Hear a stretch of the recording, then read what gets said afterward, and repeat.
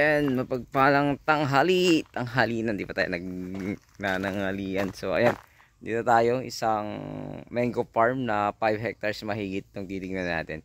So tara tingnan natin dito sa bayan ng Umingan, Pangasinan. Titled seller name po ito mga sir, mga madam. So ito yung boundary. So ayan na yung mango farm. Mango farm yan. Yan yung mango farm. So may mga tanim na santol dito sa harap. Santol, acacia, yan. Marami siyang santol, papaya. So dito sa kaliba naman, dito yung boundary niya. So dalawang portion, kumbaga napagitnaan siya ng daan. So ito parang ano to ewan ko kung anong prutas to. Kahoy. So ito mangga. So may mangga dito sa harap na dalawa. Ang ganda ng property na ito kasi talagang natataniman na yan. So paripakarang ko ng drone mamaya para makita natin mga papaya ito. Guyabano, ayan, may siyang mga guyabano. Mayroong kalamansi. Marami siyang guyabano. Tapos ano ba yung mga yan? Santol din yata. Avocado ba yan? Santol. Santol, marami siyang santol, no? Sampalok, ayan. Tignan natin kung paano natin mapapasok yan. So mayroon siyang mga ano. Dito yung part na to, tignan natin kung hanggang saan yung dulo niya bago natin pasukin. So ito siguro around kwanto, ilang meters din siguro yung frontage dito mga sir. Yan natin. So ayan yung kanyang farm, ang ganda. Nakasarado kasi. Tingnan natin kung ilang gano'ng kahaba. At least mas malilim. Ayan. Mamaya paliparan ko ng drone para makita ninyo. Ito yung kanyang boundary. So may boundary ito. Maluwang pa pala dito. Maluwang yung mango farm nyo. Maluwang. Maluwang pala dito. May pwedeng pasukan pala dito. Pasukin natin mamaya. Tapos dito pa kasali pa yan may mga manggam pa dyan sa likod. So kaya nagpark si kuya. Sa yung boundary nya kuya? Ay doon pa. Layo, ilang metro to? Ilang metro frontage ito? Baka may 200 mahigit. 200 mahigit. 200 more or less na lang po para sigurado po mga sir, mga madam, yung frontage para hindi tayo magkamali. So mag-park muna tayo dito. Yung boundary nya. Ay sorry. Ayan. Anda, naki-park lang kami uncle. Ayan. So Nasa mahigit 200 siguro to ang frontage niya. more or less na lang, no? 200 more or less para sigurado tayo. Ito na yung boundary, no? Oo. Yan yung boundary. So, ang ganda. Ganda pala nito. Pwede pala tayong pumasok dyan, no?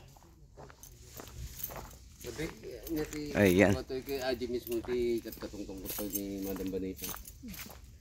Ito yung boundary dito naman sa kabila. Ito. Hanggang dun sa bakod. Yung bakod. Dahil ako nang nag-ano dyan Nabili na rin yan. Hanggang dito yung boundary niya. Oo. Dito. Tapos May kuryente na dito. may kuryente. Wala pa bang kwan dito kaya? Internet. May kuryente doon, no? Pwedeng magpakabit ng internet. Doon ba kukuha ng kuryente doon? Hindi, may kuryente na dito. Ay, may kuryente na dyan. Oo, mayroon na. Sige. Hanggang dyan sa puno. Ito, yan. diretso to kuya. Oo, hanggang sa puno. Hanggang sa puno, tas pag ganon. Oo.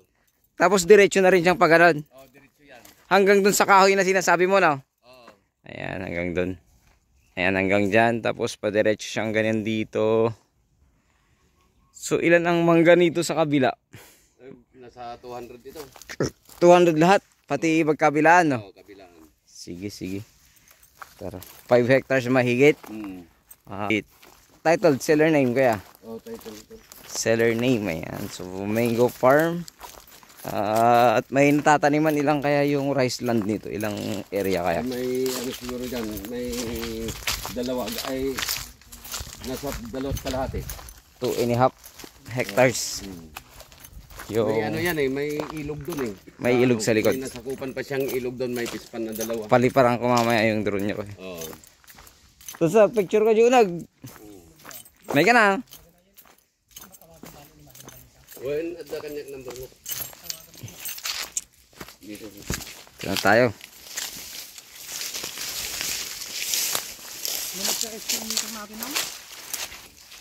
Ayan, so price nito 10 million. Negotiable pa ba? Hindi na. Bahala na sila. Bahala na silang mag-usap.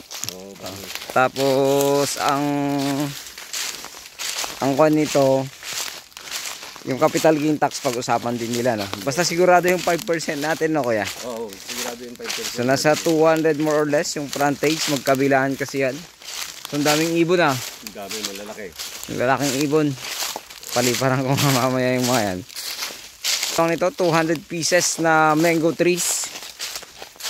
At ngayon hindi na isprayan, no? Hindi nisprihan daw yung ano. Pwede kang magbawas ng mga puno para hindi ganun. Kasi lumaki na ito yung sinasabi ko. Kahit pa 12 meters to eh. Oo. Mahigit.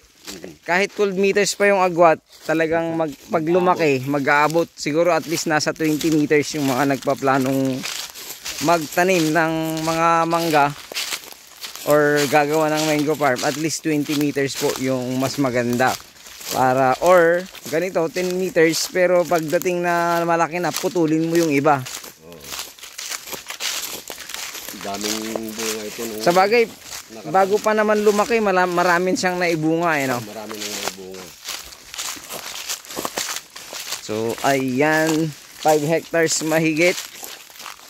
Mahigit, no, kuya? Oo. So 10M. 10M. Bahala na sila mag-usap. So meron naman 10% sa CGT, pag-usapan niyo daw din po. So may bakod lahat itong property, no? Oh, may bakod dyan. May bakod lahat. So tingnan lang natin dito sa likod. Andito pa. So may deep well siya. May deep well. Ganda ng property. Tapos yung dadaanan natin yung ano. May deep well.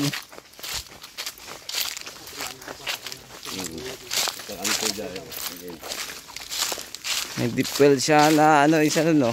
Pero may nakatira dyan, kuya, na nagbabantay. May nakatira siguro dyan na nagbabantay, no? Meron. Bantay sa kalakal. Bantay sila. May bunga pero ano. Yung voluntary. Voluntary siguro to. Daming Pero dumi. ito magaganda pa dito na ano. Itong magbawa. Kahit dito, kahit magbawas ka na kasi medyo na rin eh. Talagang lumaki na yung mga sanga, eh, no? Oo, lumaki na. Dito sa video kasi makikita nyo parang maliliit siya, pero sa personal malalaki na siya. Oo. Pero magkagandaan nito hindi tumaas. Marami pa namang maibubunga yan, kaya lang siyempre para sa mas maganda sana mabawasan. Mabawasan yun. Ayun yung rice land. Ang ganda ng mga sanga ng Mangga. Ito, maganda pa ritong part, no? Oo. Yan, pwede ng taliman ng palay, mais. Ay, may mga Sibuyas. Pwedeng magtanim ng sibuyas dito. daming martinis dito. May mga anak yata rito. Malapit na namang may itlog na yung mga yan ngayon, di ba? Yan hanggang doon. Nabubugid dyan. May ilog dyan eh. So at least ilang na yung bukid niya, kuya? Ilang hektarya na? Dalawa ay 2.5 siguro. 2.5. Harap tsaka likod, no? Oo, Harap tsaka likod. So ito yung kanyang bukid. Ayan. So hanggang dyan lang. So hanggang doon sa baba pa. Sa baba pa, kuya. Sa baba pa dyan. Kasi ilog na yan eh. Oo. Yan yung tubig na nakita natin doon, yung solar. Yan yung boundary niya. Oo. Solar pump. Solar pump. Ayan. So mamaya do-drone ko to para makita ninyo. Ayun, may pispan siyan dalawa. So ulitin ko, dalawang pispan yan, kaya Oo. kasali. Kasali yan. So ulitin ko, Umingan, Pangasinan, sukat ay 5 hectares mahigit. So dito yung rice land niya. Harap likod nasa 2.5 hectares. Ayan o, napakaganda. Ayan. So may mountain view pa rin yan. Nasarahan na lang ng mga mangga. Ayan po yung mangga natin. Ang gaganda ng nito. Ang kagandahan lang nito ay malapit sa provincial road or provincial highway going to Talugtog. Siguro at least kon lang yun. Nasa 5 minutes. Ganun. 5 minutes from dito. So check. Double check ko na lang yung papel kung 5 hectares siya mahigit. Pero hindi pa sigurado. Siguradong 5 hectares na mahigit to kaya? Oo. Okay. Maluwang pa yung kanya dyan, di ba? Maluwang pa dyan Yung parang mabubukid do. Kaya halos tinatanim dyan, pagkatapos ng palay, sibuyas, mais. Sibuyas, mais. Walang nagtanim ngayon dahil yung caretaker niya, kailan lang yun. Bago lang. Hanggang doon sa nabakuran na yun. Nakita ko nga. May sampalok din sa likod. Oo. 10 million. Pwede na to, 10 million. Tapos pag-usapan nila. Gandang farm. Baka mabawasan pa. Di? Mabawasan pa. Negotiable pa. Basta may 5%, no? Oo. Kasi baka mamaya mabawasan niya. Yung 5% natin, wala pala. May langka, oh. May bunga. Oh, maraming may bunga siya. May santol. Ang daming santol, kuya. Maraming santol.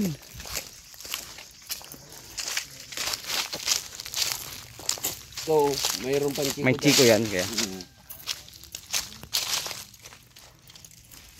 Ayan, napakaganda ng property na ito. Pera na lang kulang. Oo, maganda talaga ito. Sarap nga magtayo ng bahay dito eh. Ano to, malapit siguro 5 minutes from highway, no, kuya? Oo. O wala pa, no? Wala. Ilang, paano lang kasi, paliko-liko lang kasi yung daan. Ilang kilometro yan? Baka nasa 2. Walang dalawa yan. Walang dalawa. Isa lang. Sukatin ko nga mamaya. Hindi, dito na tayo dadaan eh. Ay, dyan na tayo dadaan. Titignan pa natin yung ano doon. Okay, sige kuya. So at least may... Yung pagbahay ng... Oo, yan. Mayroon na ang pwedeng tirhan yung magbabantay. Ayan. So dito may malapit na rin kuryente. May poso. Siyempre, siguro may CR din yan. Ayan. So, ayun. Maraming salamat. May Santol. Saniguelas. Siniguelas. Sampalok ulit. Avocado ba yan? Ayan o. Avocado pala yan, no? Avocado, chiko. Chico, oh. So, may chiko rin siya. Avocado. Pwede ka rin mag-alaga ng andito, mga manok. Ay, oo ha. Pato. Manok, bibi, Oh. pabo. Ayan, nali. Maraming salamat. Pag nagustuhan nyo ito, pakitawagan nyo ako agad sa aking numero. Nakalagay sa aking screen, sa aking Facebook account. May kuryente na pala, no? Nakakuha na, no? Oh, may kuryente na. Sinutol lang. Nakakabit na dun sa bahayan. Okay. Bahay na sir. Ayan, nali. Maraming salamat. Don't forget to like and share and subscribe. Ang taas na ng mga papaya. God bless you all. Ang ganda, oh. Ganda ng property. 0.1 kasi. Ayan. Pakalamig. Malamig dito sa part na ito. Maluluwang actually yung space ng ano. Halos ito nga. Halos baka 15 nga metro na to eh. 15 meters eh. O pag titingnan mo, nagkakaabot pa rin sa taas, oh.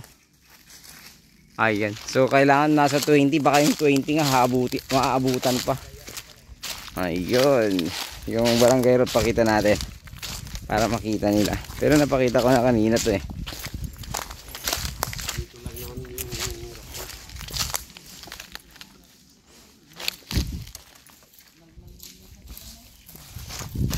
Ayun, oh.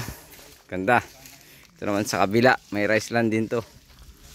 Ayun, muli. Maraming salamat. Pakitawagan na lang po ako. God bless you all.